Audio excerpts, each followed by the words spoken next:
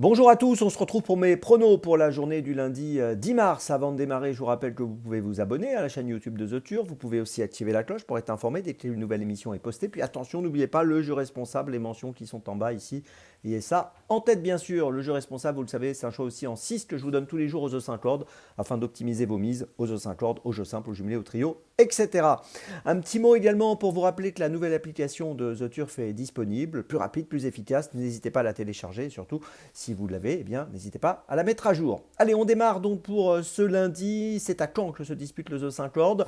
16 concurrents âgés de 7 à 11 ans qui vont s'affronter sur 2450 mètres pour les concurrents du premier poteau. Ils seront 10 au premier poteau. Ce sont des chevaux qui n'ont pas gagné plus de 136 000 euros. Et puis on aura 6 concurrents au second poteau qui n'ont pas gagné plus de 260 000 euros. C'est une course assez ouverte, hein, beaucoup de possibilités. On va essayer quand même d'avoir quelques bons points d'appui dans cette épreuve. On va en parler tout de suite. Et justement, écoutez, je démarre avec en tête dans ma sélection le numéro 10, Emilio Piergi, qui trouve un bon engagement avec 135 360 euros de gain, donc pour un recul de 25 mètres, je vous l'ai dit, à 136 000 euros. Il a terminé 10e en étant ferré le 21 février dernier. Il sera déféré des 4 ici. Il avait bien couru dans une course amateur à Vincennes au mois de janvier. Il a déjà fait ses preuves à Caen. Et je trouve qu'ici, au premier poteau, il a les moyens sûrement de jouer un tout premier rôle. J'y crois, je le place en tête. En deuxième position, j'ai retenu le numéro 8, Huître d'Or, qui est en super forme, comme le prouve son succès dans le prix de Saint-Etienne sur cette piste et sur ce parcours le 3 mars dernier. Si elle répète cette tentative, où elle était ferrée des antérieurs et déferrée des postérieurs, comme aujourd'hui, au premier poteau, elle est pas mal engagée, elle peut être sur le podium encore une fois aujourd'hui.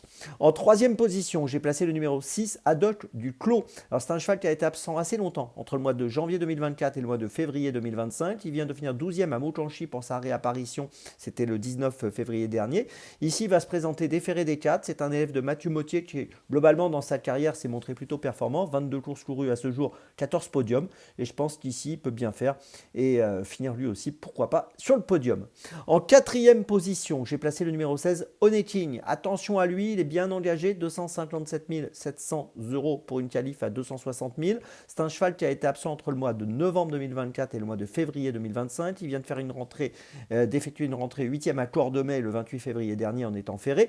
Il sera encore ferré aujourd'hui, mais a priori avec des fers assez légers. Il avait bien couru à Vincennes fin novembre en terminant deuxième sur le parcours des 2007. Si on prend la globalité de son palmarès, ses 10 dernières courses, c'est 9 fois dans les 5. Je pense qu'il est capable de prendre une place.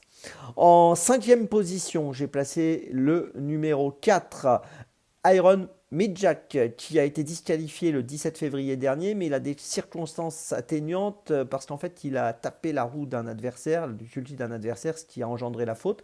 Auparavant, on l'avait vu gagner une course réservée aux apprentis et la jockey au début du mois de février sur les 2100 mètres de Vincennes.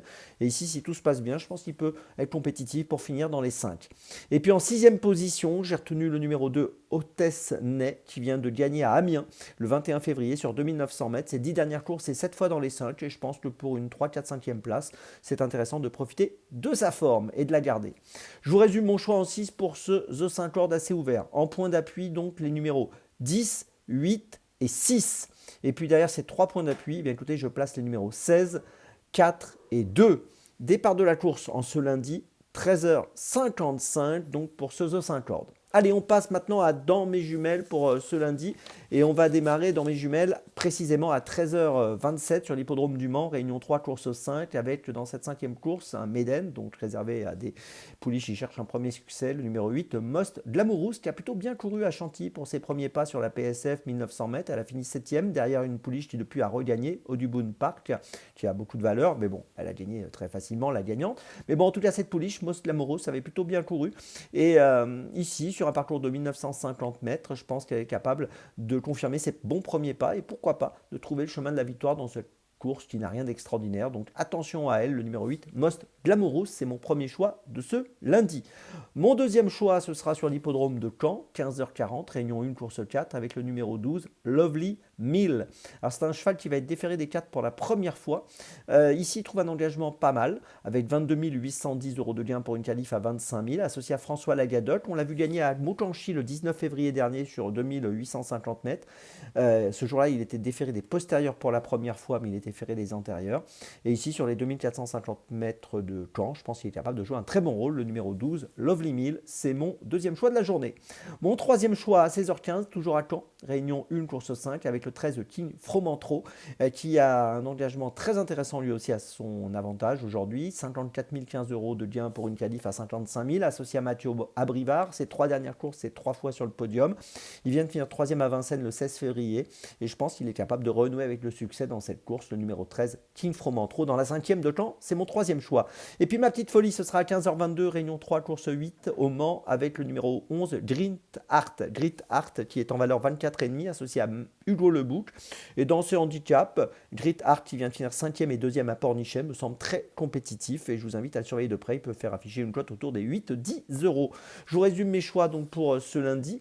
Tout d'abord, donc dans la 5e du Mans, le numéro 8, Most Glamourous. Ensuite, dans la 4e de Caen, le 12, Lovely Mill. Ensuite, dans la 5e de Caen, le 13, King Fromantro. Et puis enfin, ma petite folie dans la 8e du Mans, le 11, Grit Art. On se retrouve maintenant demain. Et d'ici là, avec The Turf, ça va aller.